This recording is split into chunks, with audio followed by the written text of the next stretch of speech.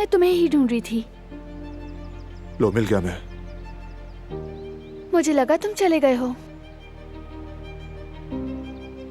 तुम्हें देखे बगैर नहीं जाता। अच्छा, तुम वापस कब आओगे? जितनी जल्दी हो सके। जब वो नेकलेस आ जाए तो तुम मेरे साथ होना, ठीक है? I will try. अगर ना पहुंच सके तो भी मैं तुम्हारा इंतजार करूंगी।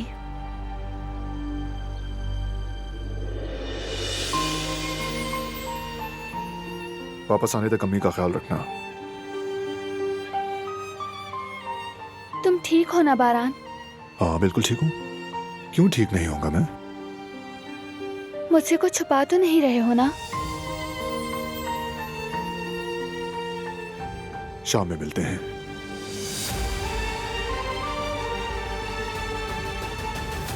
गेट खोलो।